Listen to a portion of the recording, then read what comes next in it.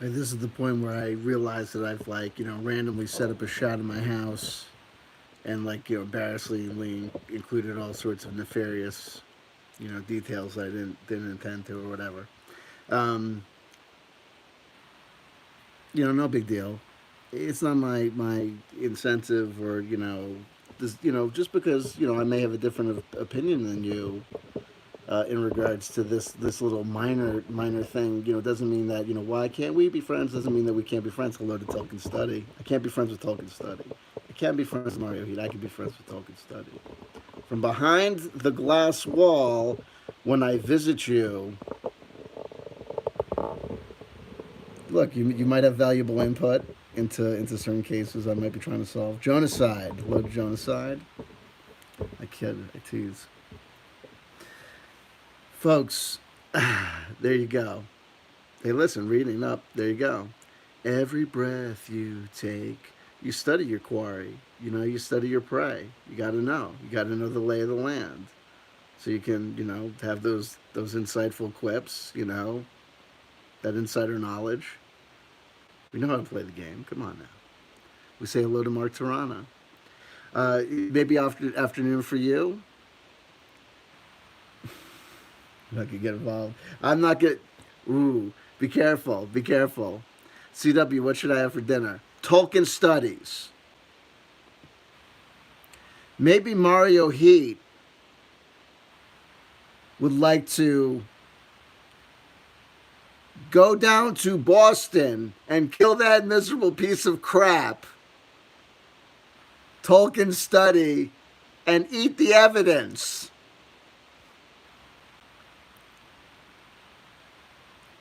It's a coded message joke. You get it?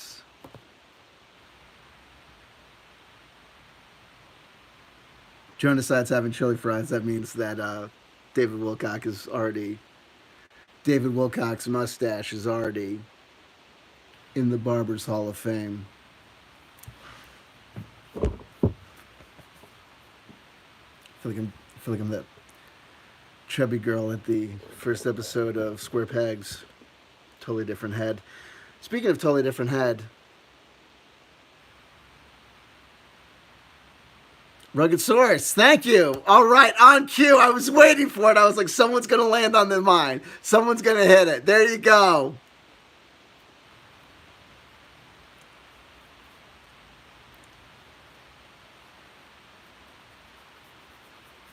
God bless you. God bless Mike. God bless Mike Hideous. Hey, listen, Brandon, you're part of the story now. You know what I mean? We're all part of the story. Speaking of LARPs, Tim and Eric, okay show. Listen, but that Brandon and CW thing, that got canceled. So what episode from 20 back? Oh shit! I hope we're not missing it. Listen, I forgot to check the date. Brandon, be a dear. When's the next episode of The Simpsons coming up? And I hope we didn't miss it. Honestly, if you'll redeem yourself. Not even, but not. But if anyone can look, because we watched the episodes of The Simpsons on another channel unrelated to this on the 20-year nostalgia loop. You can look that up. Tolkien study. I wish I knew, you son of a bitch. Anyway, we've had our banter. We've had our fun. 3 minutes and 53 seconds in. I did not intend for this to be a long live stream, so I might as well just jump in. So look, in this TTRPG space, this D&D space, things like this happen. I'm not, above it. I'm a human being. And human beings observed from afar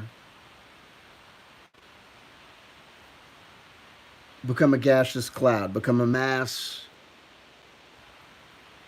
of freaky baboons dancing a primitive evolved monkey dance. And in aggregate, and especially on overload, on social media overload, right? The cream does not rise to the top, right? David Crosby passed away? Man, are you serious? Man, Lionel Hutz and then David Crosby, man, fucking A. Holy shit.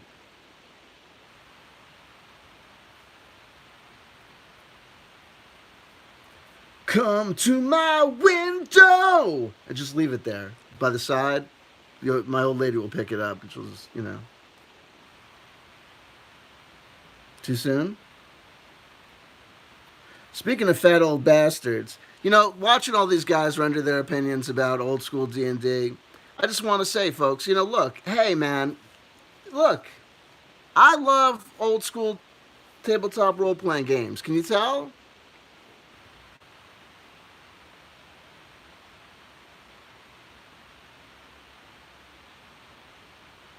But the Wizards of the Coast and Hasbro going and turning Magic the Gathering, doing more and more virtual stuff with Magic the Gathering, more microtransactions, all that stuff, and then doing the stuff with Dungeons and Dragons with virtual tabletops. You were already in virtual tabletops already. I see, Mark Toronto. We'll get there. Black Ice is coming. It's coming. No Patreon, no paywall. I'm telling you, baby. I'm declaring my intent.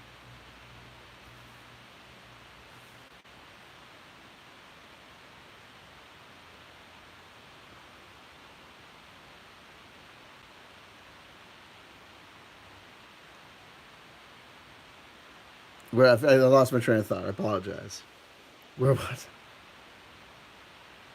Tabletop role playing games are awesome, but to say that they were outmoded by video games, I don't know, but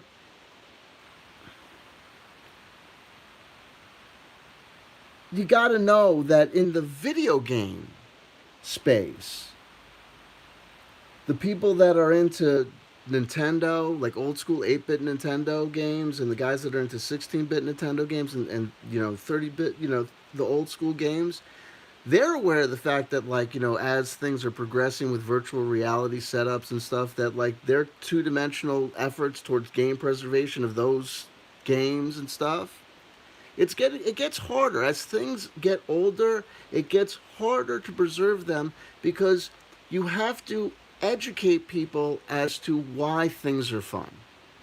When you start having to educate people as to why things are fun, the losing battle has already begun, and the writing's on the wall.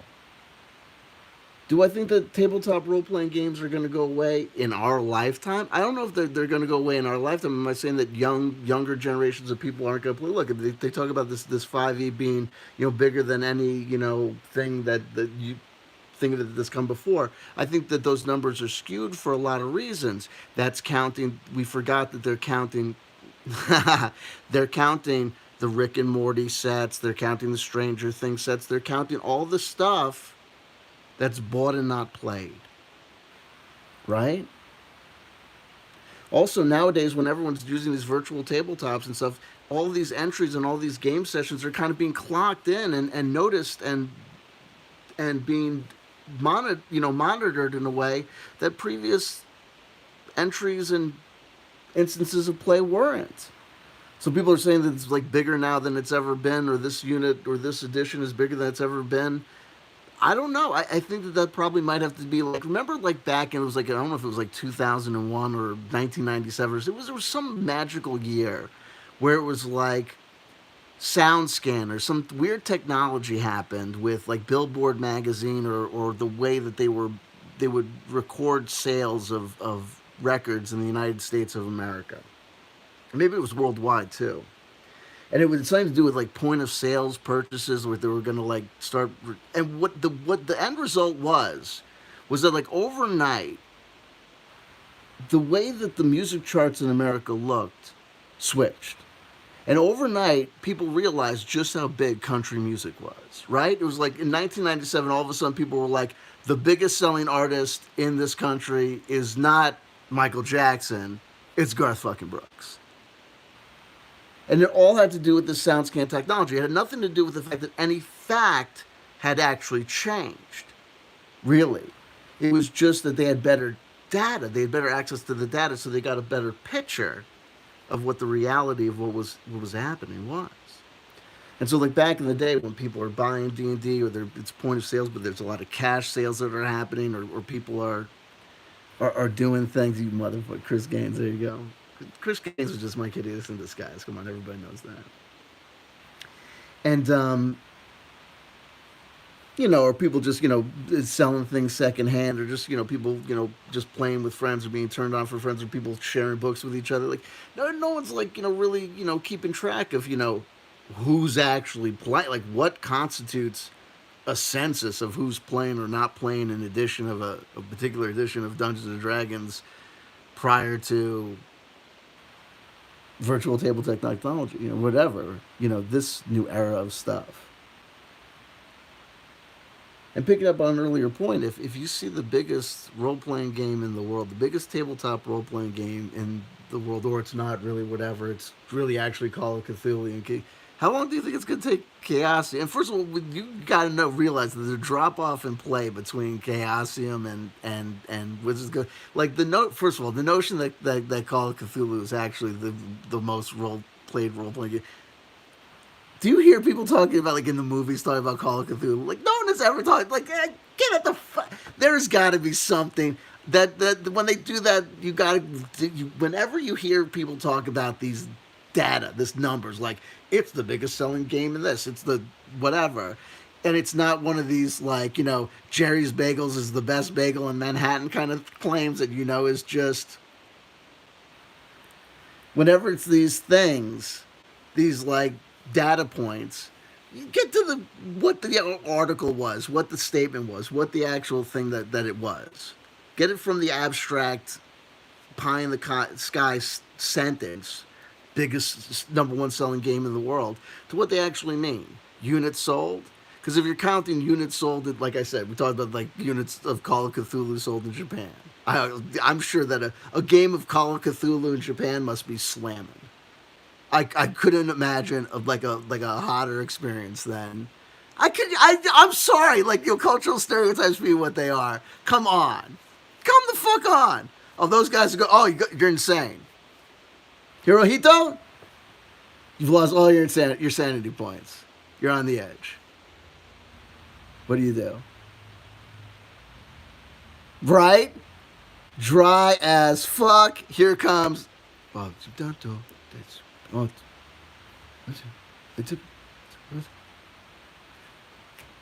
to like 3.5 hours before, when there was like the intro scene. You walked it, the DMs, whatever that's described. That's it. That's it.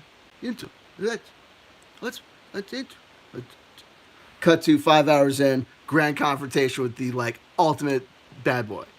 Here's the DM, the GM, whatever you call him. I'm not calling the Cthulhu guy, whatever guy. That's it. That's that too. That's Ned. That's how. Who's your guy? Hey, you get, set. Hey, I have so many Japanese. Get the fuck out of here. You know that's exactly how it scores down. You know exactly how it scores down. Get the fuck. I'm not with. If Google can't. I don't know. Whatever. Anywho, but if the Japanese economy takes like 3 or 4 steps down, I'm gonna get canceled. Right? There'll be like some point in the future. Damn, I'll be like, when they came for James, Raffi the Fourth or whatever, I'll be like, I said nothing. When they came for like Vaginal Satanus, I said nothing. When they came for Alex Mayo, I was like, spread on cheese, whatever, I don't give a fuck. Then they canceled me because Japan finally came poor enough for like my shit to become racist. And I was like, damn, fuck. Well, took them long enough or whatever. Where am I having to serve out my prison sentence? Japan? Fuck. Oh shit. What do I have to do? With the Call of Cthulhu players? No. Oh man. Well, at least they didn't see my YouTube stuff. They did. Shit. What was I talking about? If Wizards of the Coast can't make you happy, if there's no way out for them, damn, man. If only I could have gotten to my point a little bit earlier. How the fuck did I turn Call of Cthulhu into like a broad swipe? The Japanese are so reserved. It's a racial attack. Man, I'm a real fucked up guy. I gotta look at my shit. But then again, I'm half Jewish. Maybe I gotta say, earlier today I saw a YouTube video with a cartoon depiction of Hitler. I don't know.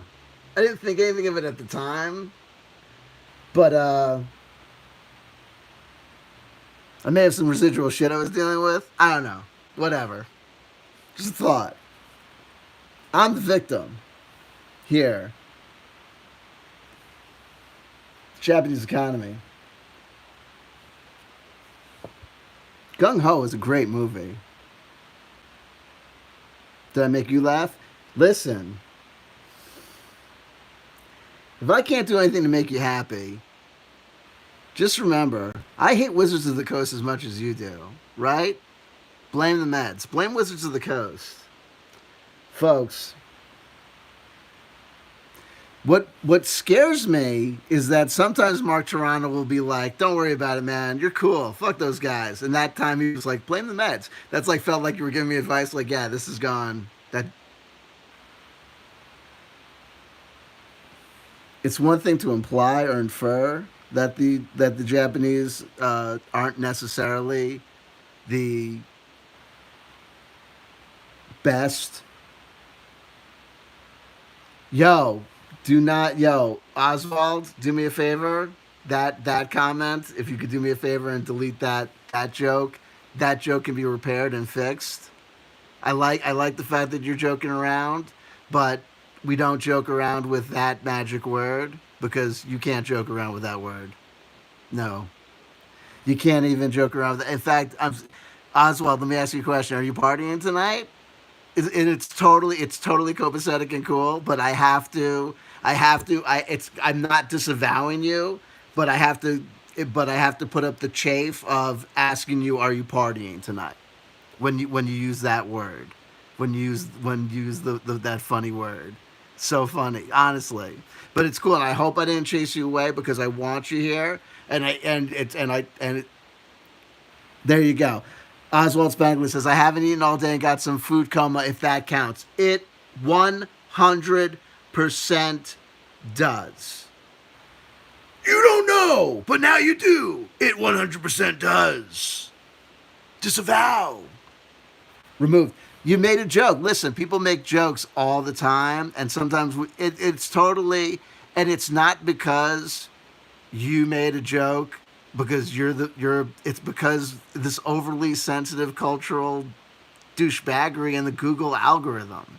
I admonish you not because I think that you've done something worthy of admonishment. If we were at a private party, I would have taken it on as a joke that involved like the kind of joke that people would make about Catholic priests, right? A joke about the alleged activities of Catholic priests. But unfortunately, you can't put it in text and you can't put it in chat. And when the reason I have to say about are you partying is because you've been on YouTube so long, you've been in our community so long. I would have thought, but then you say you haven't eaten all day. That's exactly the sort of thing that happens when we don't eat all day. We don't eat all day. Hungry, angry, lonely, tired, right? Halt. When you're in any of those conditions, there's an amazing neuroscientist. I think he's a neuroscientist, Dr. Stomowitz or whatever. I forget, whatever. He did a short little interview with Joe Rogan. It was outside of the Joe Rogan main. It wasn't on the Joe Rogan. It was like on the Joe Rogan channel, but it wasn't on the podcast. Joe Rogan recorded it with him, independent. He's a very, very interesting guy, and he's with one of these guys. Like he's kind of one of these guys. Like free will. Free will is kind of like an illusion because he's like if you think about the amount of things that are influenced by the amount of sleep that like if you like people have things like fights with their spouses that they think are about my spouse is always belittling me or whatever, but it actually turns out that if you don't have the required amount of sleep, if you have different balances of gut bacteria are out, that will radically affect a person's tendency to be aggressive, to be like they've determined that gut bacteria can have influences on whether people are more like forgiving or not. Like these really kind of what we would think of as really kind of very personal to the person kind of moral and ethical decisions are really being made up of like the complex, and this is like a lot of the notion of kind of the notion of if free will is just something that we kind of observe, something that is just kind of emergent, right? We think of ourselves as being these autonomous people that, as a single ego, makes this decision. Like I make the decision to pick up the Tila figure and say, look at this Tila figure. I'm not ashamed of being a guy that owns a Tila figure, whatever. But in fact, what's actually happening is there's a complex set of sociological and psychological and there's all these like things going on, and what's actually happening is a maelstrom of things, that's being built up, and I don't know, you know what I mean, like, and it's just that at this final conclusion, it's being put together, just in the same way that the world that I see, that I put together that I think is the world, is not the world. The world that you see, that I see, that we see, is not the world. Our brain receives electrical signals from our optic nerves, and it constructs a world.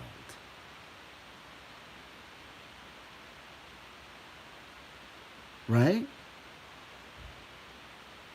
You've never seen the world. Your body has eyes. Your brain does not have eyes. Your brain is attached to eyes, right?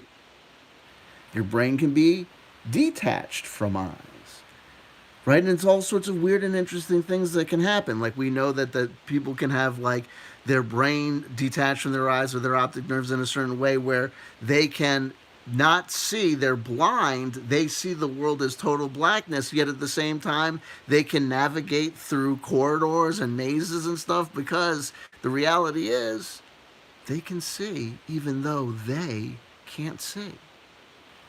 Now, don't ask me to explain that. I just have seen neuroscientists, talk about these sort of phenomena with the brain, and people who have no memory, and like it's really crazy things that can happen. All which indicate that our notions of ego and the self and who we are kind of constructions, and that may have something tangible to teach us about what we're talking about today. Meaning that the behavior that people think that they're doing when they're complaining about, they may be thinking that they're doing something when they're actually complaining about WotC, Wizards of the Coast, and Wizards of the Coast actions in regards to the OGL or the SRD, or the taking away of this or the taking away of that, or this action or that action. They may think that they are doing that, but I think, first of all, I think a lot of people don't even know what they're doing. They're canceling their accounts to certain things. They're getting involved in movements. They're using hashtags, not really kind of having a real grasp of what really is happening or what it has anything to do with them.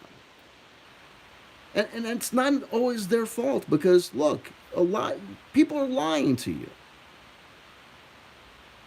The majority of people who are making statements about this OGL and SRD and the 1.1 and Wizards of the Coast all have an incentive. Whether it's simply to make their YouTube channel grow, to grow as a social influencer in the role playing game space, and therefore to take a shakeup as an opportunity to either grow in the D&D space or whatever new space develops, whether it's Pathfinder or whatever thing or whatever. Or whether it's because they have a vested commercial interest in some other role-playing game system that they want to be a third-party developer for. They have a vested interest. Like, there are people out here that literally are telling you that they disclose that they're partners in Pathfinder, and then go on to talk about Pathfinder, and Orc, and how great its Pazio is. And it's like, and the minute anyone did that, they told me that they were a partner in Pathfinder, and then immediately didn't say that they were going to then, as a partner of Pathfinder, refrain from any discussion about this stuff with Wizards of the Coast or all this stuff, because they had they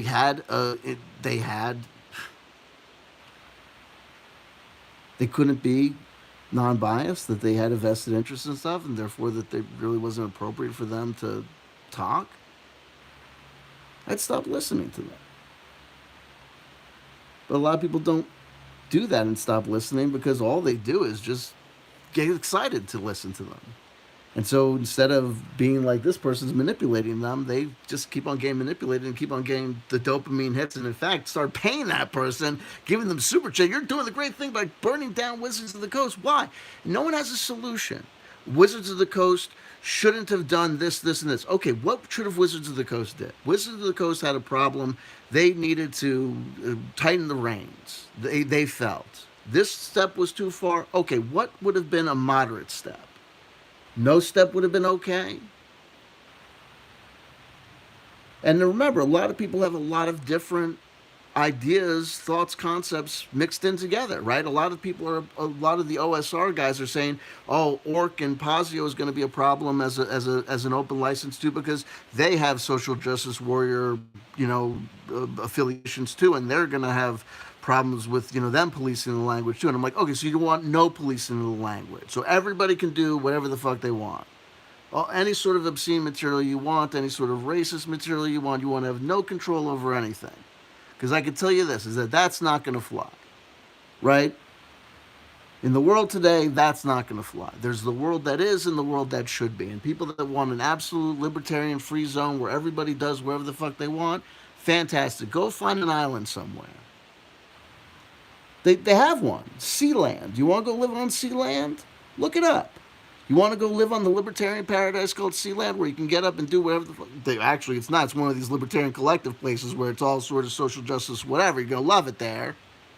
I don't know if it's still together, but whatever. But the world as it really is, there's going to be some policing of language. Why?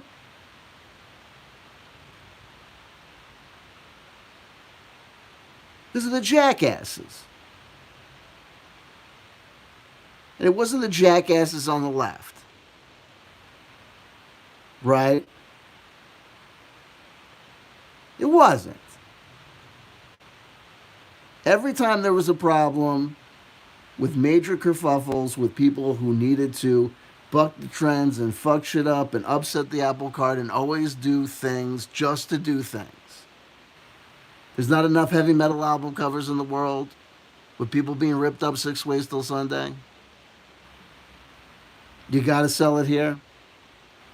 You gotta sell it here. This company does. Here's the other thing. Drive-through RPG is obligated to sell things they don't want to sell. Wizards of the Coast is required to be affiliated with things they don't want to be affiliated with. Right? No one has an alternative solution. Everyone just wants to go, Wizards of the Coast are doing this bad and they're doing that bad. Okay, so they can $30 a month, that's outrageous for this. So how much can they charge?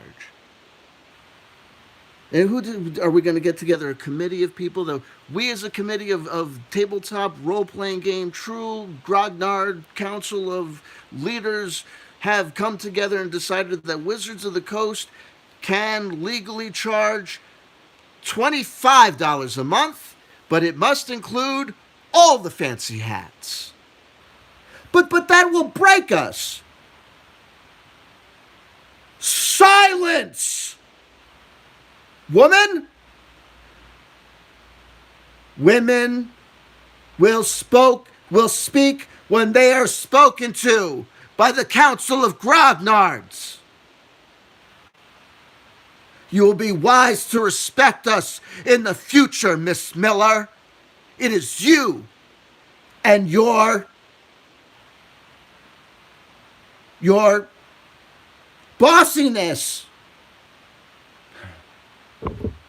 Said it to her. She's gonna really take that back. She's gonna take that back to her coffee clutch.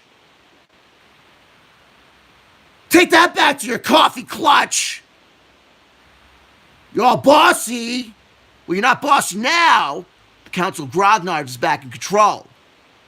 You charge $20. $20 because you talk back.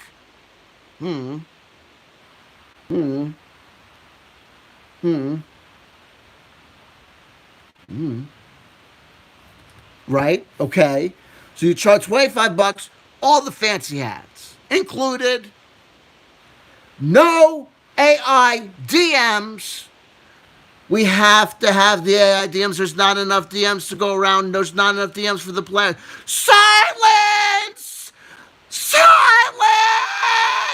Stanley, you're getting upset. Stanley, listen, I'm going to tap in, okay? I'm not upset. Stanley, listen. Okay. Wait, listen. I, Ian, am now speaking for the Council of Grognards. May we have listen, I'm going to be the calm one, but we got to talk. I don't even remember where I was. Is the accent changed enough? I'm the calm one. Maybe I'll do a thing. Hold on. Hey.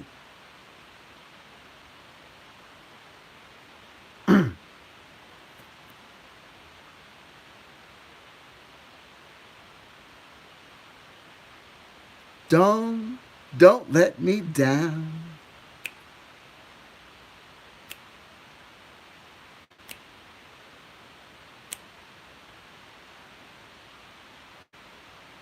Grognard Town. Listen. How much? What are they? Who's gonna do what? Who's gonna decide what that they're allowed to charge? There's got to be a solution. My kids just paid a crap ton for a Gloomhaven box. That's other things for people to play. Gloomhaven's RPG in a box, right? That's the other thing people can play. And that's the other thing. Oh, we're all going to play these different systems. There are plenty of different systems. Guess what, folks? Without other players, like I said, the AI that's where we were. The AI DMs is a sticking point for us. This game, it's not a video game. Miss Miller, listen. The Council of Grognards has wisdom to share with Hasbro and with wizards. We're all wizards here. And we want to keep this thing going. But this thing must be this thing. At which point Miss Miller says, now listen, Grandpa, I love you, but you guys are driving me up the fucking wall. We've been over this. The kids don't want to play with pencils and paper and erasers and sticks and stones and rolling of the dice. They don't. Guys, listen, guys. Hey, hold on. Hey. Guys. Stop. Can I stop being Miss Miller for a second? Can I just be Lisa? Guys.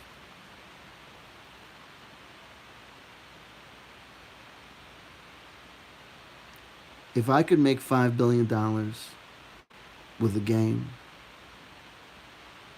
that didn't have to be changed, that didn't have to be reinvested in or reinvented, that didn't have to be put onto servers, that could just be sold with pencils and papers and boxes and, understandable every year from year to year, with the exception of prices like gas and, the square footage of warehousing. For the most part, understandable, price points. And don't you think I would do that? Guys, I keep on telling you over and over again that Wizards of the Coast are trying to turn Dungeons and Dragons into a virtual video game because the Earth is moving into the future inevitably. And the only reason that Gary Gygax and Dave Arneson played this game this way was because they lived in what was essentially, for kids today, the Stone Age, a period of time that for kids today would be unlivable, unbearable, and that some kids today, God, hopefully they wouldn't do it, would actually feel like they would want to kill themselves if they had to live there. Without computers, without video games, without any of that stuff, including Nintendo, even Atari. Guys, I love you. No one wants to play this. Excuse me, Miss Lisa. Didn't you see the numbers that we showed you about the OSR sales? The OSR sales with the Ostrich, Swords and Wizardry. Guys, you have the same 15,000 old white bastards buying the same game for $5.95 from each other about 6 times a year. I get it. It's great. Wonderful. Fantastic. And every year, another 35-year-old loser gets divorced from his wife, right? Gets out his old box of whatever and decides, molded cook or whatever, and decides, this is it. This is the solution. I'm going to go back. Somehow, I'm going to reconnect. I'm sorry I'm getting excited here, but guys, I've been dealing with you for a long time. And they're going to do their recapitulation of the rules. And what we get is yet another recapitulation of BX, EX, whatever. Folks, we're not going to be able to do it. And besides, you're dying.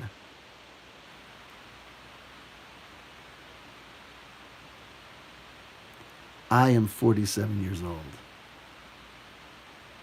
10 years older than me is 57. 10 years older than that is 67. 10 years older than that is 77. People live certain amounts of age, and they don't live longer than that. Many of the people that have been involved in this scene,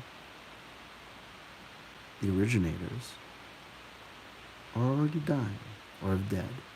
In fact, we talked about the fact that it's so strange that Gary Gygax died in 2008. Dave Arneson died in 2007. Matt Finch published, and his partner in Britain, I forget the other guy's name, unfortunately. It was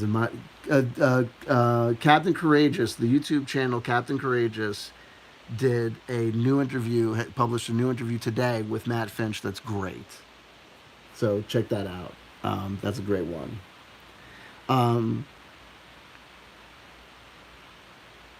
God bless Matt Finch. He escaped the Matrix.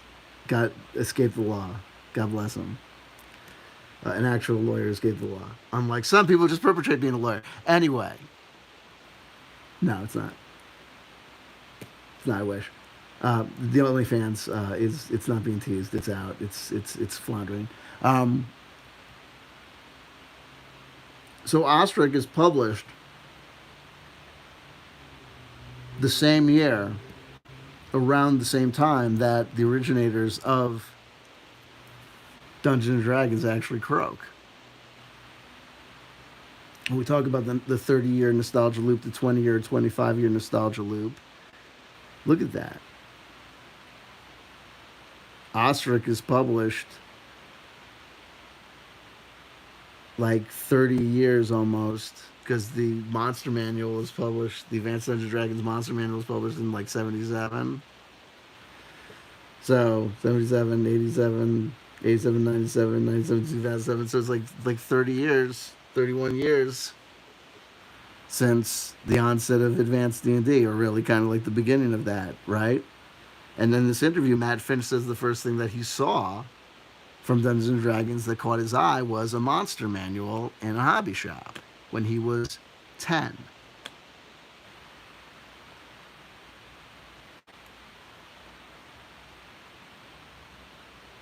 Well, that information has no relevance to me, Tolkien Study, because I do not have my head stuck in the sand. There you go. But I've been known to lay some pretty big eggs. Oh, go! 1915 called. They want their gag back. Oh, gag! Yikes. That yoke ran away from me.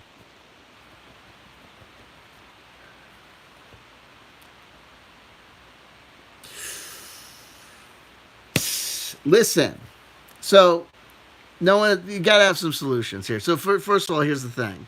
If you don't have any solutions, you don't have any solutions. If you don't have any solutions, you're not playing fair, right? So we've seen Wizards of the Coast made this debacle of a new gaming license that came out. Everyone hated it. Everyone abhorred it. Wizards of the Coast, you're the devil. You're worse than Hitler. Worse than baby Hitler in the Burning Museum with the Mona Lisa, wiping his ass. You son of a bitch, Wizards of the Coast. I hope you die. That's what everyone said to Wizards of the Coast. And then Wizards of the Coast said, we hear you. How about this? We clarify our statements. And everyone said, oh, well, we could listen to you clarifying your statements, or we could keep shit going. That's my take on it, is that really that we've had two takes of look, people can have whatever feelings they want to about Wizards of the Coast and their statements, whether their statements are classy or unclassy, the language. I mean, come on. But we get to the point now where they made another definitive statement today that I can tell you answered 90% of the to me when I read it, looked to me at face value like it answered a lot of the questions that people had. Wizards of the Coast made a public statement today saying, we get it. There was a big fear that the OSR-based stuff, that the RPG stuff that came from the 1.01 license was in real jeopardy, right? That the whole OSR project could go up in flames, and everything that was attached to it, right? That would be everything from even like ancillary stuff, like we got dark, hold on, like everything. Like the old school essentials material, like, this stuff, like everything, like that's not, like there's so much that's not nailed down. Like here's this.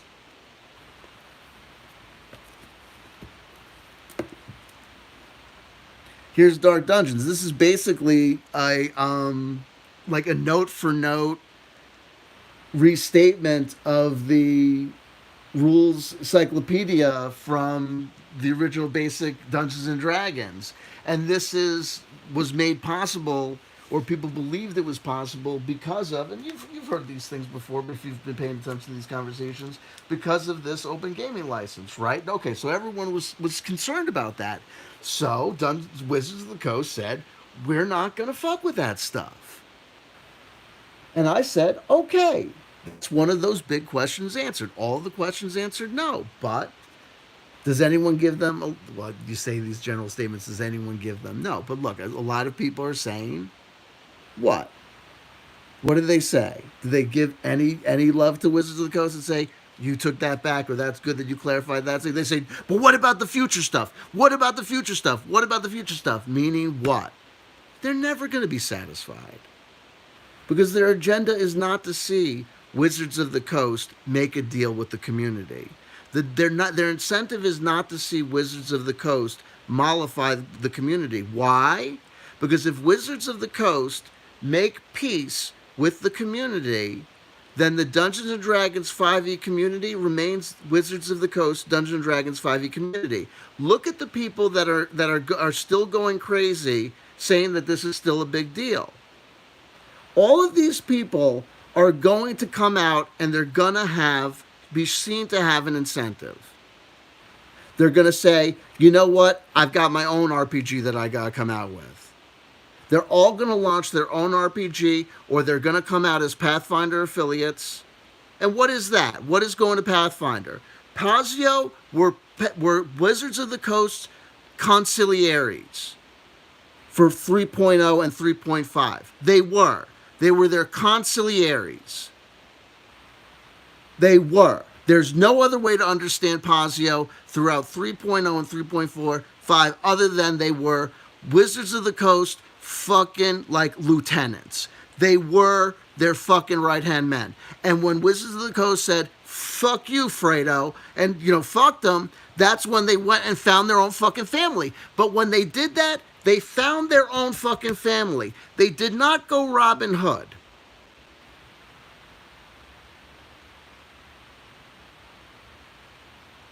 Pathfinder is not Linux. Who is this lady? Who's this hooker? I'll call her that because I want her money. It's a neg. I learned everything I learned about picking up women from 2000. Hey, what's this girl's name? What's this slut's name? The executive, Lisa Stevens. You dirty slut. You like that when I call you that, huh? Lisa Stevens? Huh? You dirty? You want to get dirty? You whore? Uh, I don't know. I don't know what I'm doing. I thought that's me peacocking. I don't know. Maybe. Tolkien Sonny, where's the next episode of The Simpsons, you douche? Be worthwhile. Be best. Come on. Listen, Lisa Stevens, I apologize. She's going to sue me. No, she's not. She's got more money than me. Anyway, they're freaking, they were publishing the magazines and doing their own stuff. Mystery Method 101.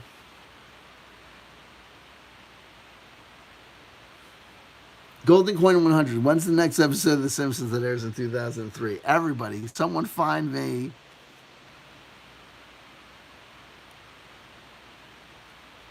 that information, that data. Anyway, tonight. Listen, we'll go to midnight and be like, no, you motherfucks. And Tolkien Sonny will be like, I knew all the time. I knew, CW. I kept it going past midnight. Ah! Ah! Ah! You son of a bitch. You son of a bitch. They're not an independent company. They're another friggin' corporation.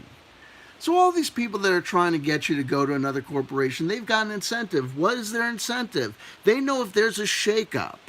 Currently, Wizards of the Coast is number one, and Pazio was number one at one point when Wizards of the Coast fucked up.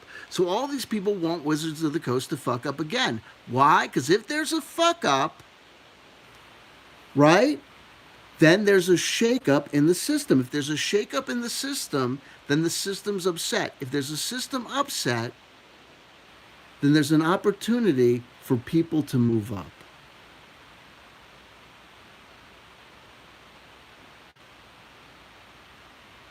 And you can also see that people are not letting this conflict go.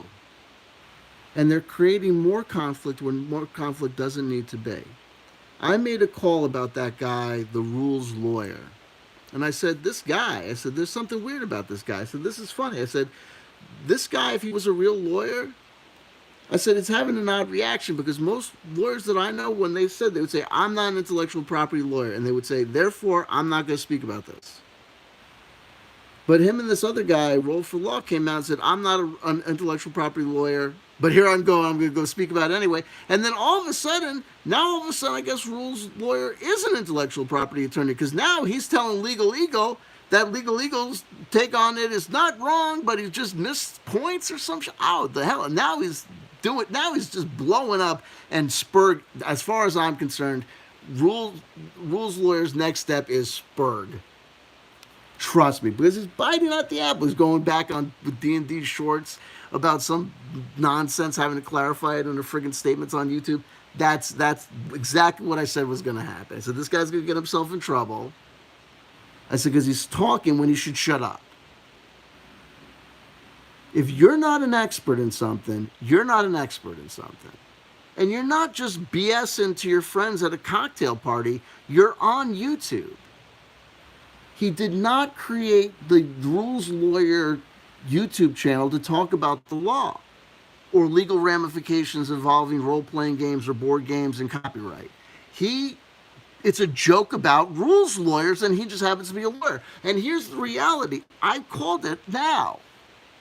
If you look at the length of time that he's had his YouTube channel, if you look at his description of his own YouTube channel, if you look at where he shoots from and the time he shoots and the amount of time he shoots and the amount of time he shoots during the day, he's not employed as a lawyer. He's a full-time YouTuber.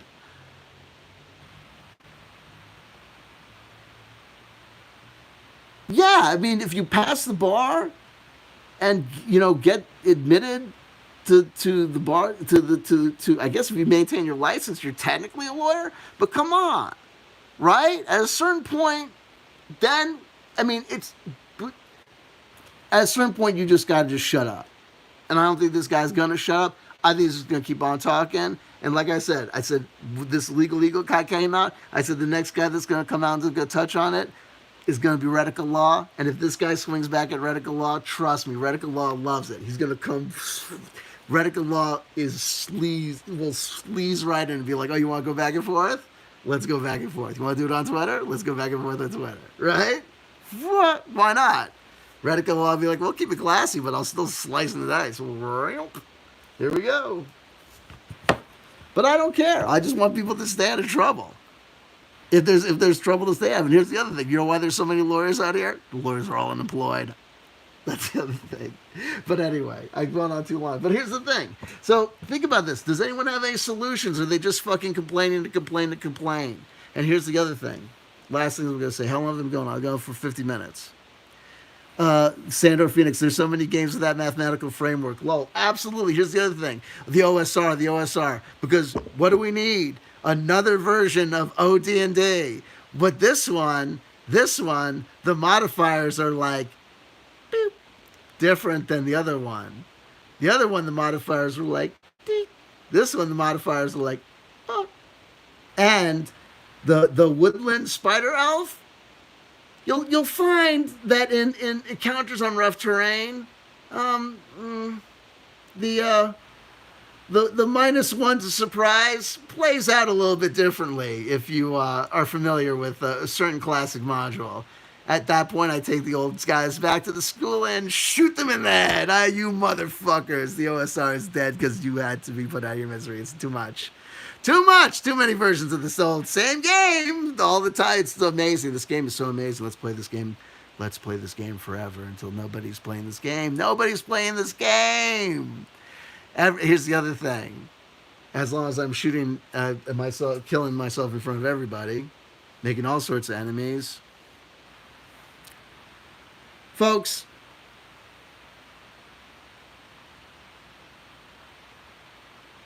do we need more third-party content?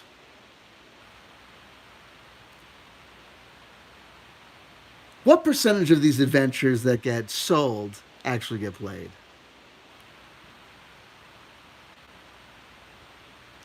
Because to listen to people talk online, you would think that they all do. And I think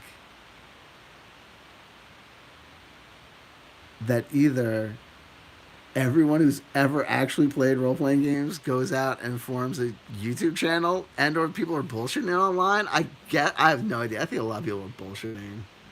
There's no way that so many socially isolated people theoretically over time have become so socially successful. But then also people admit that they're playing, all this stuff virtually. And so it's like, you're playing all this stuff virtually. It's like, oh my God. It's like, admit it. Like, folks, hobbies. Oh, moving on to other things. I thought about all these things all day. Hobbies do die. Like, it might necessarily die in your lifetime, but like, you want an example of hobbies that are dying. And this is like, you can look this up. The model train hobby, like building, model train sets and all that stuff. That hobby is like officially like dying to the point where like the biggest like like collections and collectors are like, the biggest move is like they're like incentivizing people to figure out ways to create trusts to like get their sets or to get like their models like in pieces or like in the bigger situated at like museums or like libraries or with schools and stuff, because the community of people that they used to rely upon to like buy at estate sales or to make these things collector items, they died off. No one buys model trains anymore. Kids don't play with model trains. They don't. I mean, you can't give this stuff away. People are talk about going to flea markets, and the people that used to sell the model trains will be giving them away because there's nothing to do with it. Could there be one day an amazing resurgence? I mean, who knows? It's always darkest before the dawn. But what do you think a resurgence would look like? And what would a resurgence look like for you? Because, here's the thing. It's like, I am a 47-year-old guy, with the exception of if thinking that one day I would play with like my kids. There's not really a thought to me that like that I don't really care about the younger generation of gamers. Why? Because kind of like as a 47-year-old guy, it's like not really like, like I said, with the exception of like my kids, it's not really. I don't really consider like an appropriate like whatever. Like I would like, why would I hang? I don't hang out with kids. You know what I mean? Like I hang out with my kids. Like, 'cause, you know what I mean? Like, 'cause I like my kids, and I hang out with like if I'm observing like a birthday party, like don't do that. Like like I'll like I'm nice to them. Hey, come on, kid. What are you dumb? No, nice. Hey, hey, see my Lisa Miller impersonation? No, hey, no, I really. Hey, I'll show you. Hey, see my Gragnar impersonation? No. Come on.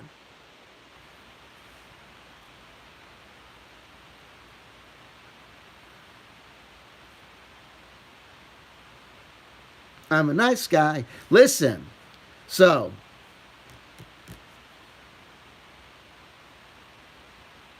what do you care? What they're going to do? What they're doing? They're taking these kids into the virtual environment because the kids are already in the virtual tabletop environment. Oh, they're going to destroy the theater of the mind. No one wants to do theater of the mind. The minute that people could do a video game, they started doing video games. You know why? Theater of the mind sucks. Oh, theater of the mind. Oh, the theater of the mind. Oh, theater of the mind. Oh, theater of the mind. You know what's better than theater of the mind?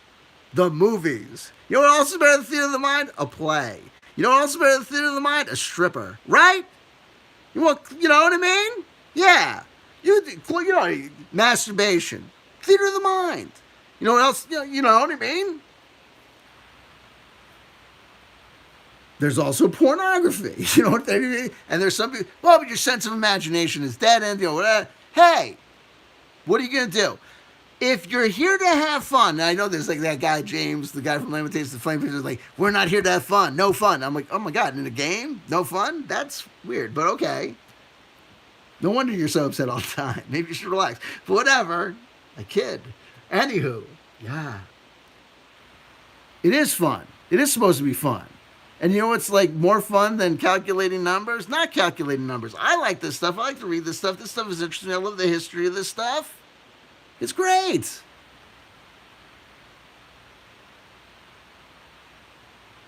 But I totally know and understand the ridiculousness of thinking that over time that this is going to be attractive to new generations of kids who would have other alternatives. Right? At certain points, this was competing with Nintendo. And that was a certain amount of difficulty. The seat is high. Then it was competing with like the Super Nintendo.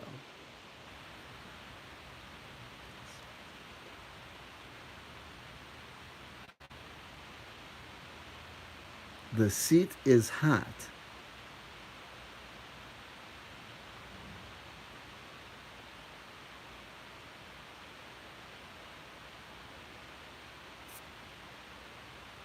What? Anyhow, you're competing with Nintendo. That's the point. You're competing with the PlayStation 1, right? Okay.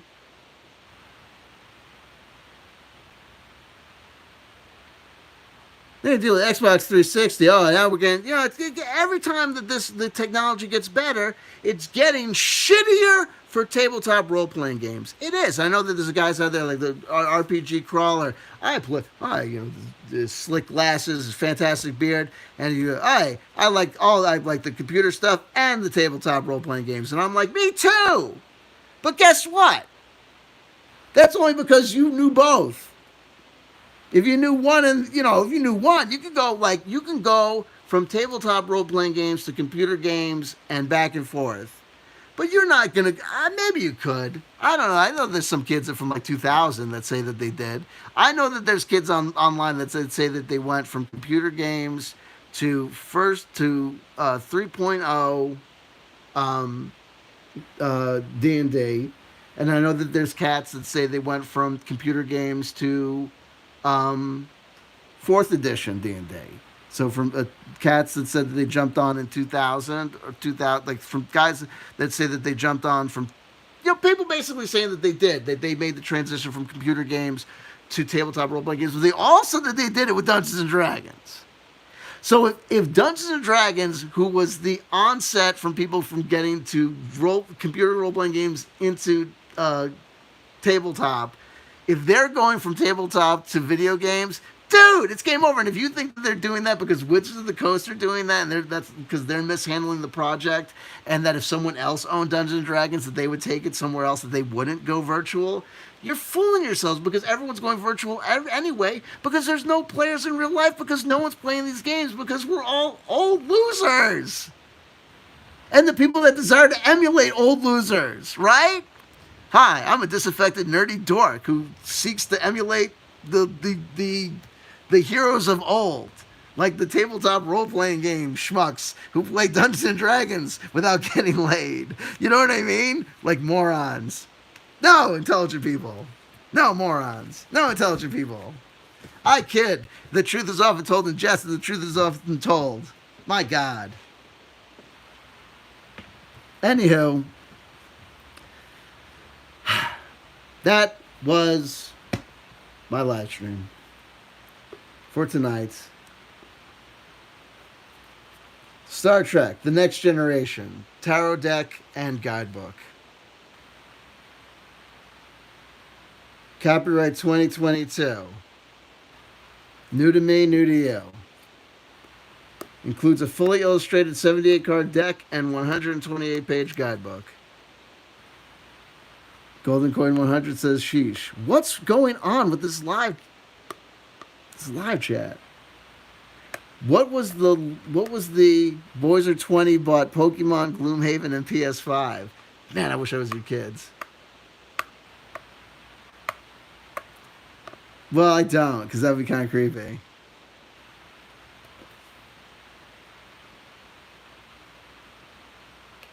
When am I going to come visit you guys? When your kids are away. I'm kidding. When I'm going to come visit you guys? When everyone's away. When Renee's away. I'm kidding. We'll take turns.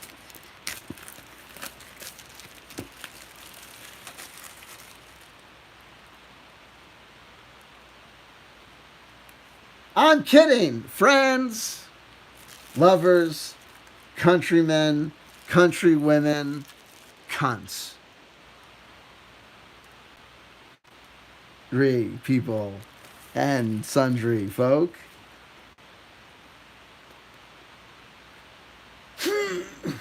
Hold on, I got this. It's a vacuum that gets created. I was abused by a Boy Scout troop, so it affected my ability to use my muscles. Twitching orgasm. There we go. Ah, yeah, it's hard. That's what she said.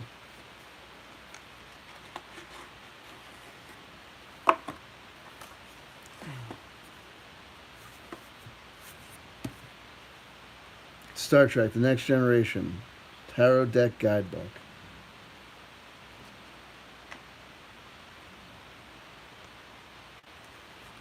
Like the box. The box has a little bit of a flimsy kind of construction to it. I'm not crazy about it. The way that the kind of the inset is constructed. Got the nice little ribbon.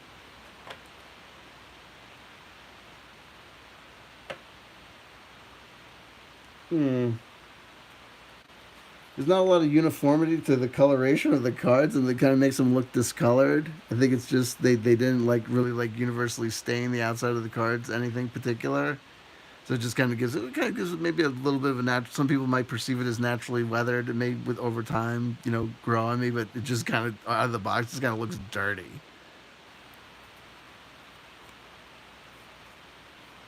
And I don't know what that is. If that's the result of anything in particular, or that just needs to be cleaned. I don't know.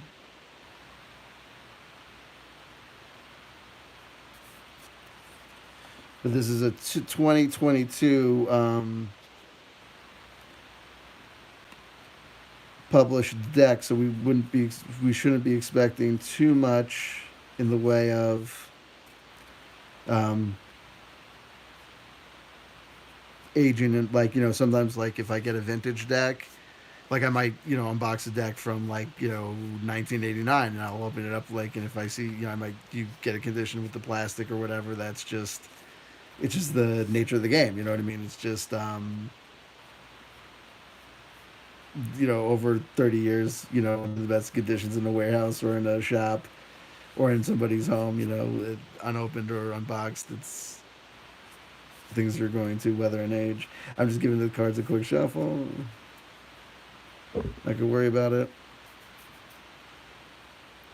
And this appears to be kind of like a pip deck, meaning that the like we'll see. We're going in blind, so hopefully we'll get like I'll probably pick till we get a trump because I don't know. I think they're doing a traditional thing here. Let me see if they're doing things. Ooh, jeez. The Fool, the Magician, the High Priestess, the Empress, the Emperor, the Hierophant, the Lovers, the Chariot. Okay, so everything seems to be normal as far as the trumps are concerned. Uh-oh. See, here we go. The Minor Arcana. Check this shit out. Here we go. Here's the problem. Because I got this because I think it was like I got this because I like Star Trek The Next Generation, but I'm not like I like the archetypes. I like Data, Picard, and I know I'm misreading Rainbow. But I'm blanking on his name. Jordy, I think his name is. And but those and I know the bearded guy, the second in command or whatever. But look at these: the Minor Arcana, the suit of cloaks, the suit of lanthium, the suit of beleths, and the suit of starships.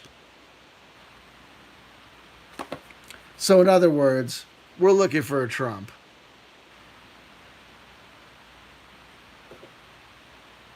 Two of battleships. Let's just. Are you going to tell us what battleships are supposed to be? Because if you tell me what battleships are supposed, you sung my battleship. Red alert. Sometimes life. What the fuck is? Oh my. Oh, it's the fucking the spreads. Oh my god. What do they call the spreads? Oh my god. Oh my god. Battleships. Beleths. What is? Oh, those are. those are the things. Those are the things that the Klingons fight with. That's cool. What are those? I want to see what those are.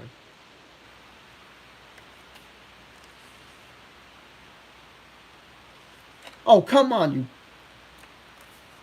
like Lantern, like you better you better tell me what these suits are supposed to be. It says like the Minor Arcana, and then it just goes into them. The suit of cloaks, and then it says the King of Cloaks, and then it says the King of Cloaks is it looks like it's looks like it's Spock's dad. I guess I don't know unless it's some sort of ambassador.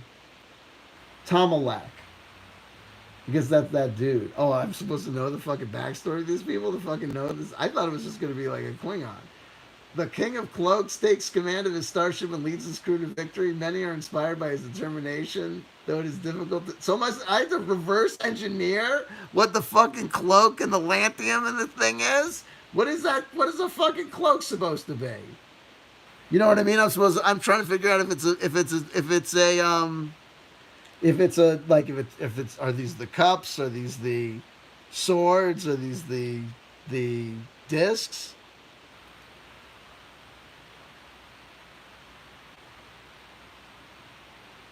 Though it is difficult to change his mind once it is set, he demands excellence from his subordinates, but they may be dazzled by his influence.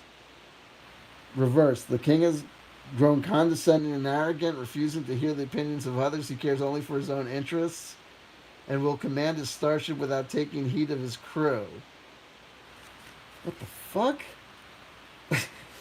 God damn it. Oh, Christ. Ace of Cloaks, upright. A new planet has appeared on your scanners, ready to be explored. Enter orbit to begin a mission filled with inspiration, ambition, and expansion. The start of a new adventure lies before you if you're brave enough to join the away team. You motherfucker, what the fuck is that supposed to mean? Oh, shit. Is that, what the fuck? Here's Lanthium. What's the Ace of Lanthium? Ace of Lanthium. Now is the time to kick off business ventures. So you must be coins. So Lanthium has got to be coins. Okay, so we'll do that. Because Lanthium's all coins. It's money, right? Money changes everything. Yes, because here's 8 of Lanthium. You have begun a new skill. Thank you. Okay, so we got Lanthium out of the way. And so Barleth's is this, Batleth's is this. This has got, what is this going to be, fire? These are the things that the Klingons use to fight each other.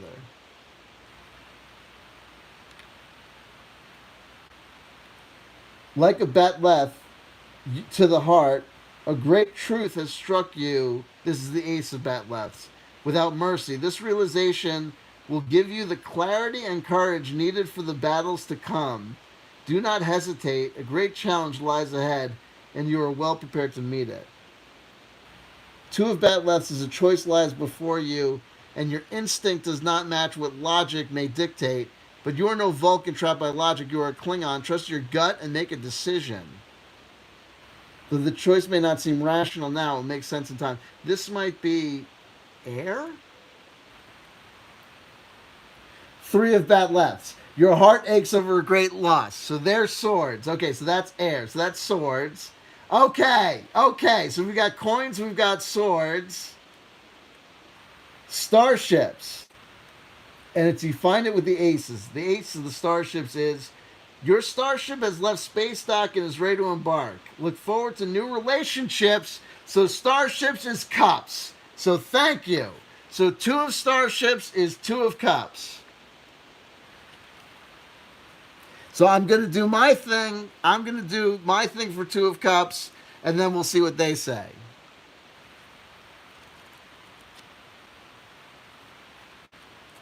So what was the other one? So then the other one would be,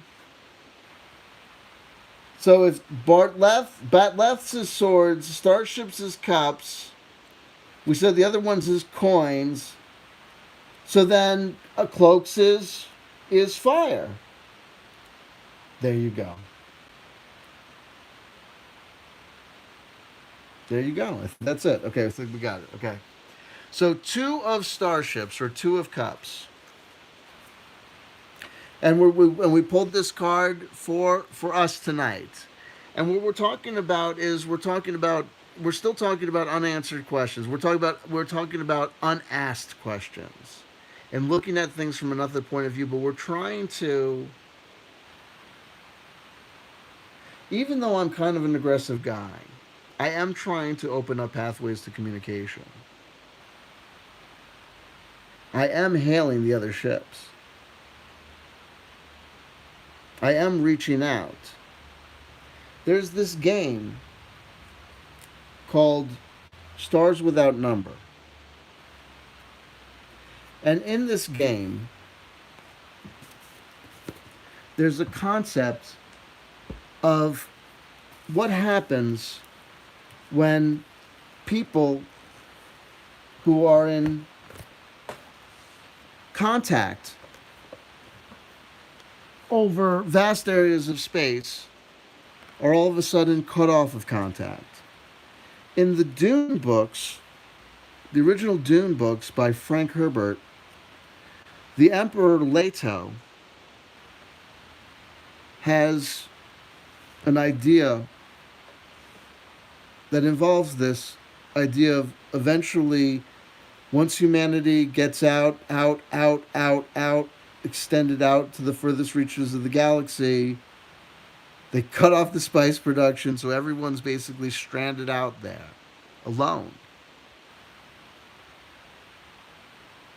Isolated, but uncontrolled. To start anew by themselves. I'm really giving it short shrift, what it actually is. But in the Stars Without Number, kind of similar things happen. You know, there's a technology that exists that allows interstellar travel. And more complex interstellar travel, including the evolution of psychic powers within humanity that furthers our ability to go out further and further. But then something happens, a psychic scream rends the universe, the multiverse, whatever, and all the psychics die. All the psychics that had made, like the navigators in Dune, this interstellar travel possible, therefore stranding all of these once connected places They are now alone.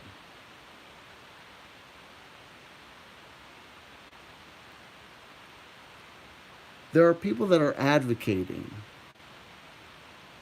for a grand revolution and a grand change.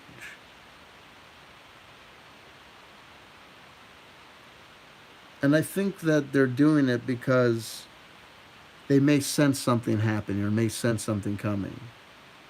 Kind of inevitable doomsday.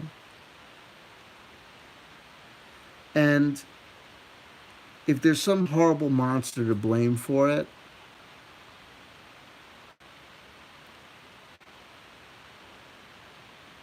then it'll be easy to understand it somehow or imagine it coming together back again on the other side in some other benign creature's hands.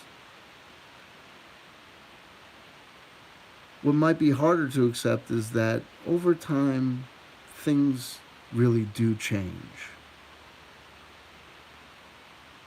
If you go on Amazon, you can buy Viking chess. You know, the game of like the game that was like what to chess was to Vikings. You know, like the game that I guess the Vikings would consider chess, whatever.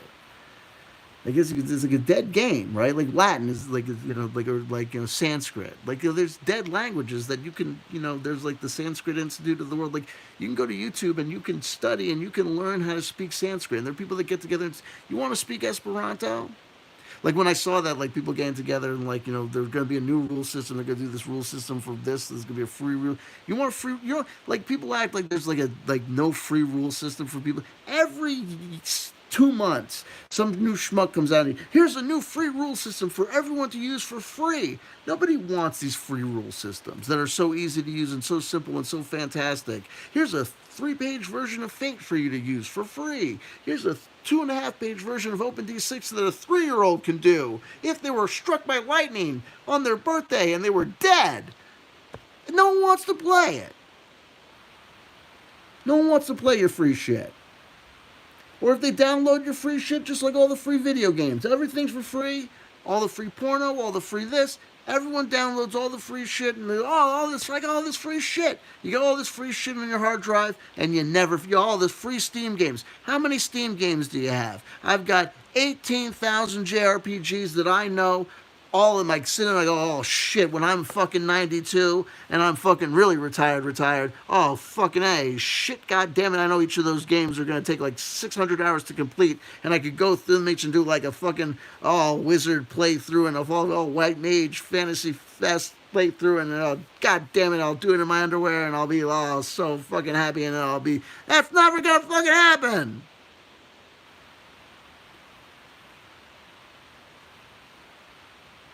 I've got like 8 versions of Final Fantasy 1. I am never going to finish Final Fantasy 1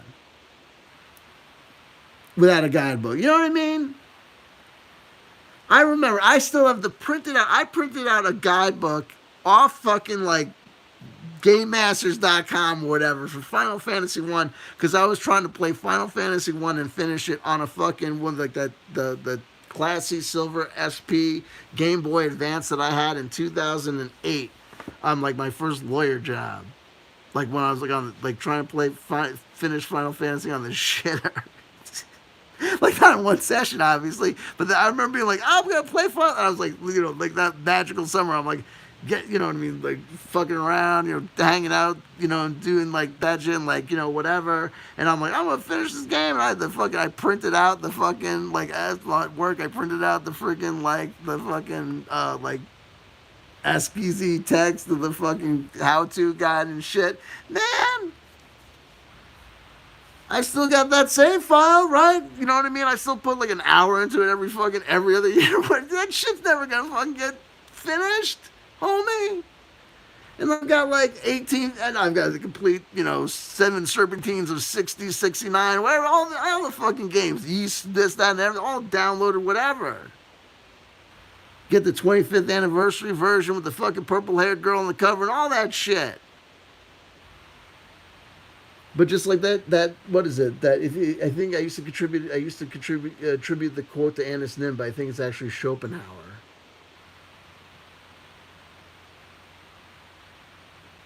but I think it's Warren Zevon in the documentary film about his making a recording of an album as he was dying. Quoted Annis Nin. I think it was actually Annis Nin quoting Schopenhauer. People can and I think he recounts Annis Nin's quote being, "People confuse the purchasing of books with the purchasing of time to read them." And I think Schopenhauer had a variation on it, which was people confuse the purchasing of books with the acquiring of the knowledge contained within. And they're both like excellent to the point.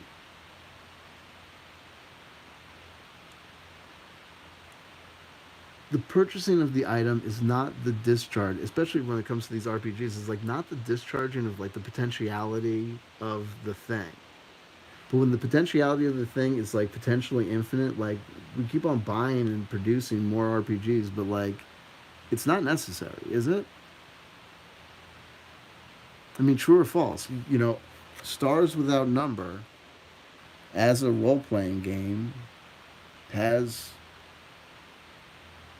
an potentially infinite amount of possibilities. I mean, it essentially is what an OSR. It's kind of like Dungeons and Dragons. I think there's another game mixed in, like Traveler, like kind of in space, like whatever. Like, and it's yeah, it's I'm just started reading, like I've only read parts of it. This guy like Kevin Crawford has like an excellent reputation, and apparently it's one of these games. Like it's like, and he's like the guy people a lot of people go to him for like world building shit. Like he's got like a ton of insight into that, and like a lot of these games, like you have all these like rule sets, and like a lot of these games, like the potential worlds contained within are so infinite. What's the excuse to buy another one? But we keep on going and buying another one.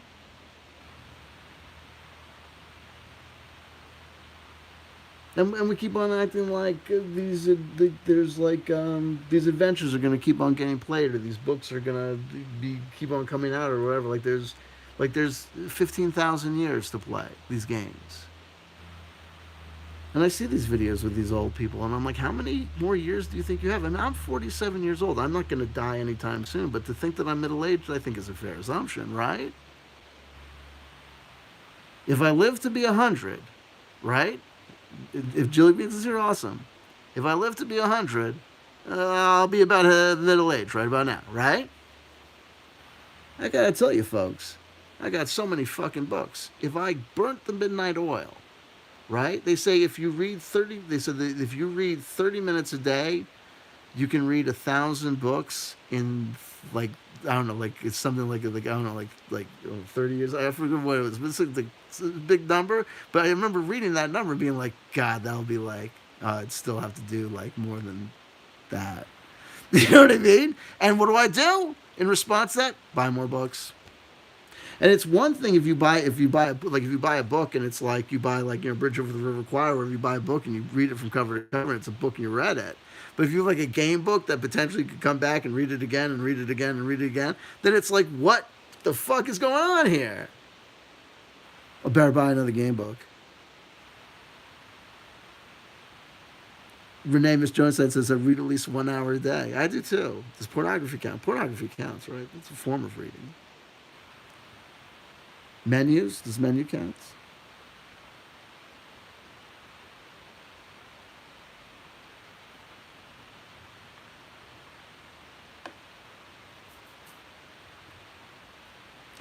Folks, I love you. I'm not trying. I'm not trying to start fights, but I like to start fights. I don't. Wow, did I just tell the truth? I think I may just told the truth. Girlfriend just told on herself. Listen, it happens.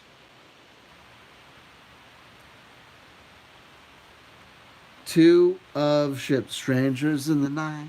We'll find each other. Julie Beans, I'm more into audiobooks, but certain types I need the actual book. And there's that too. The audiobooks will certainly go by faster, right? If I'm lying, I'm dying. We got it in. That's what she said. I probably only got to a third of the ideas, the brilliant ideas that I thought I had on none of these subjects.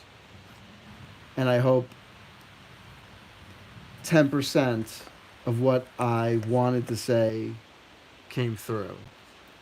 And beyond any of that, I hope you were entertained. I hope if you tuned in and watched any of it, that the part of it that you saw was something for you. Whether it was entertaining, annoying, provocative, that you had something, that you got something, some experience, some frisson, something out of it. I love you, I love you, I love you. If nobody told you they loved you today, somebody just did that. Somebody, CW Chanter. Make of it what you will. Because you will inevitably. So do it. So get involved. Get active. Get a life.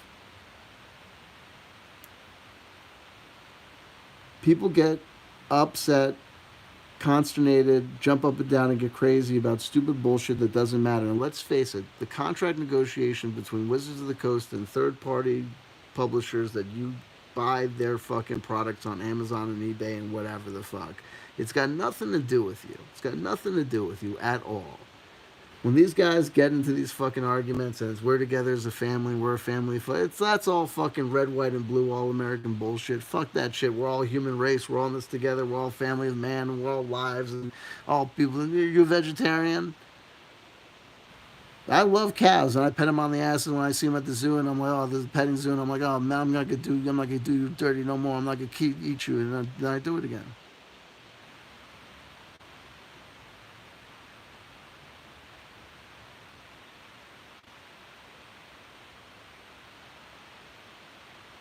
We'll need veal, right?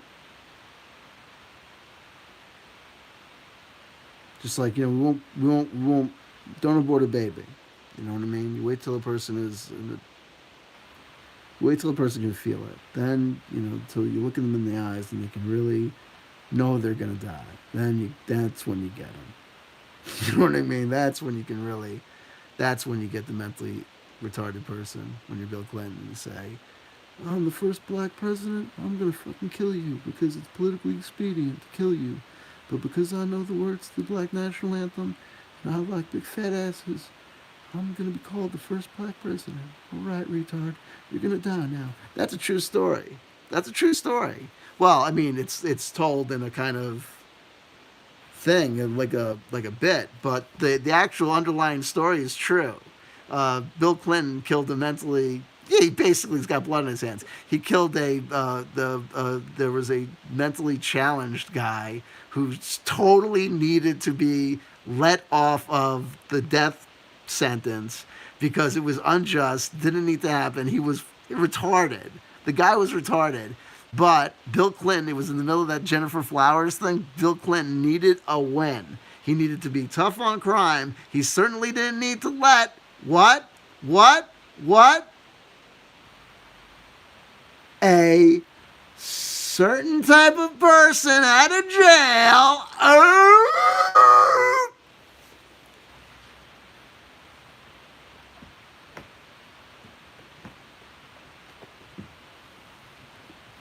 Strange fruit.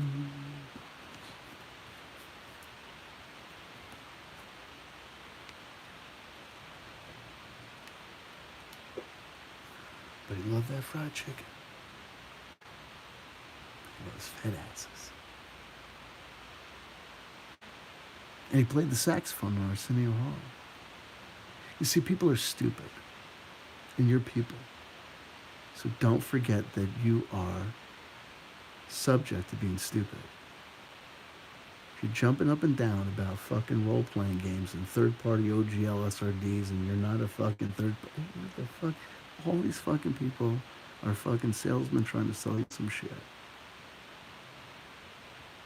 If you want to buy some shit with your money, buy a role-playing game that you want to play because you want to play it. Don't buy Pathfinder because it's some sort of fucking revolution. Don't buy a role-playing game system because you want to play it. And oh, by the way, if you buy anything other than the latest version of Dungeons and Dragons, you're going to be playing by yourself.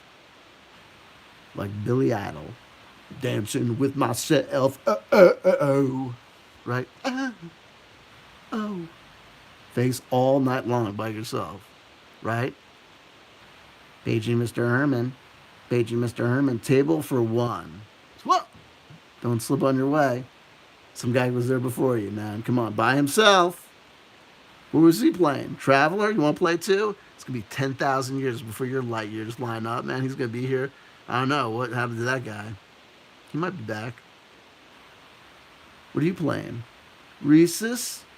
The fuck is Rhesus? It stands for RISUS. It's one of these fucking independent. It's a story-based narrative storytelling. It's I'm gonna shoot you now. That's my role-playing game for the night. I'm gonna hunt you down, Rhesus. Do do do do do do do. Dun dun dun dun dun dun dun dun dun. Seriously, go out to San Francisco and play all the free RPGs with the storytelling, you know, Fun Tail Punch and all the happy fun time people. Oh wow, you know what I mean? It's great times. All the free games. Oh, we all play free games. Oh, great, wonderful, nice. Nobody likes you. I tell the truth and we'll get no channel growth. I love you. Peace. Until next time. No justice, no peace. Watsy, what have you done to the hobby? Done to the fucking hobby. It's a fucking.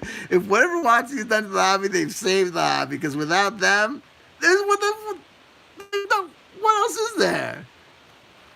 It is what it is, folks. I love you. And listen, I'm not telling anyone else wrong. I'm not saying don't buy this, don't buy that. I'm saying whatever you buy it because it's a game and you play it because you enjoy playing that game. And by the way, it's a game. Don't get excited. It's not a community. It's not a happy, fun time family. We're not going to start. We're not together as a nation.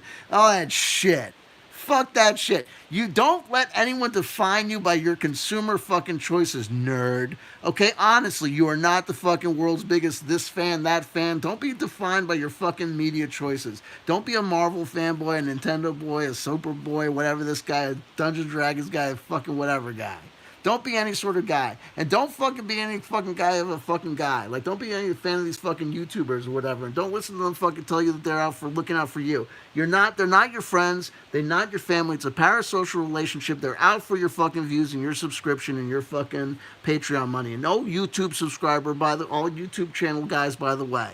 However big you fucking think you are. Unless you are fucking Keemstar. Unless you are fucking Philip DeFranco, unless you're 1 in a million, unless you're this fucking Mike Mercer guy, unless you're 1 in a fucking million, your time enjoying getting paid, doing a fantasy job, right? Not doing a corporate, I suck dick for a living, I'm doing something I don't want to do for a living. Your time doing something really fucking hot and fun on YouTube, on social media, on whatever, is probably limited. It's probably not going to last forever. Right? Because every year there's a new YouTuber. And ladies, no offense. I'm not saying that all of your success is based on the fact that you're a beautiful woman. If you're a young, beautiful woman who's in the gaming space on YouTube or whatever. But let me just tell you something. If any part of your success is predicated or based on the fact that you're a good-looking young lady, then guess what? Every fucking year, there are 10 more girls that are coming for your ass, and every fucking year, you're getting older. And if you're a gamer girl, a real gamer girl, then you're not a Hollywood girl, which means that you're not looking to cut and tuck and fuck and do this, that, and the other thing to do whatever you got to do to really hustle and move and do what? So what? So what am I saying? Save, plan, think, and enjoy, but enjoy it for what it is and understand this is rock and roll, right? This is the rap game. This is entertainment. This is arts and leisure. This is like many will come to Hollywood to be a movie star. Many will land a gig. Some will land 2. Some will get a steady gig. Some will get noticed. Some will 1 in a million will achieve noticeable fame and success. And in this friggin' this space, shit, come on. Be reasonable in your expectations. Don't chase that fame. If you got lucky and you got, a video, if you're a lawyer and you got a video that made X number of views, don't keep chasing that. They're not going to be legal shit to talk about all the time. It's not. And if you start getting addicted to just talking just to talk, that's when you're going to fuck up. Rules of lawyer. Don't fuck up. And if you don't, and I'm wrong, you're wrong. And I'm wrong. And then you didn't fuck up and I'm wrong. And who am I to talk about a guy with X number of views? What the fuck? I'm not allowed to talk about a person with more views than me. Fuck that shit. Anyway, I love you. Peace. And it is what I love you, I love you, I love you. Peace. One love.